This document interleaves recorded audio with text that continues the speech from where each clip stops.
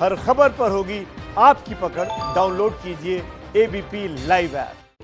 धैर्य और अनुशासन ये जरूरी है। कोरोना के खतरे को इसलिए गंभीरता से लेना चाहिए क्योंकि दुनिया में कोरोना के कहर को आज पूरा साल भर बीत गया है।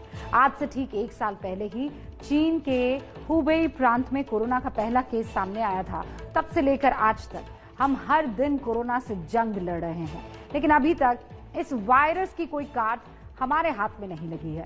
कोरोना के एक साल पूरे होने पर हमारी स्पेशल रिपोर्ट आपको देखनी चाहिए और संकल्प लीजिए कि आप अपनी तरफ से कोरोना को फैलाने में कोई लापरवाही नहीं बरतेंगे, खुद भी बचे रहेंगे और दूसरों के लिए भी खतरा नहीं बनेंगे। प्रतिदिन होने वाले नए केसेस की संख्या लगातार घट रही है देश में, लेकिन अभी भी हमें पूरी सावधानी बरतने की जरूरत है।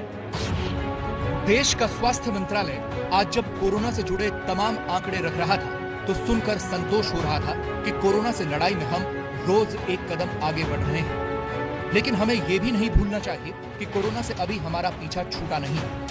आज से ठीक एक बरस पहले वो 17 नवंबर की ही तारीख थी जब कोरोना का पहला केस सामने आया था। चीन के हुबेई प्रांत में कोरोना का पहला मामला आया था। हालांकि चीन इसे लेकर झूठ बोलता रहा और पिछले साल 31 दिसंबर को उसने माना कि वुहान में कई लोग एक बीमारी का शिकार हैं और उनका इलाज किया जा रहा है।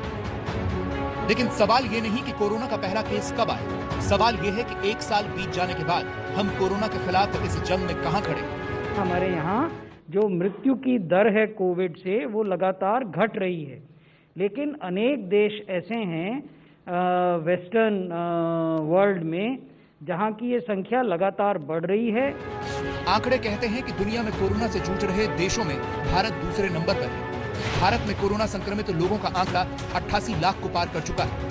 1,30,000 से ज्यादा लोगों की मौत हो चुकी है। अगर कोरोना से होने वाले आर्थिक नुकसान की बात करें तो कोरोना की वजह से दुनिया भर में 655 लाख करोड़ का नुकसान हुआ है। लेकिन सबसे अहम बात यह है कि कोरोना से पीछा अभी छूटा नहीं है।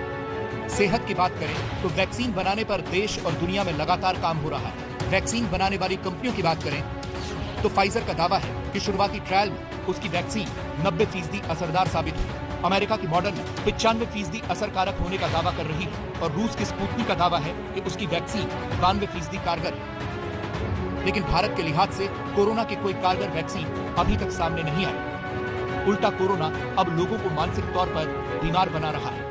संक्रमित लोगों में डर और अकेलापन जैसी परेशानियां भी देखने को मिल रही हैं। ऐसे में कोविड से संक्रमित और ठीक हुए लोगों में मानसिक स्वास्थ्य से जुड़ी बीमारियां लगातार बढ़ती हुई दिख रही हैं।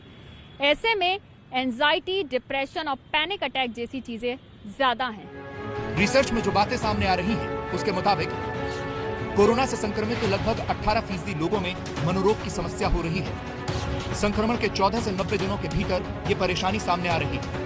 कई लोगों में पैनिक अटैक और नींद न आना जैसे लक्षण देखे गए हैं।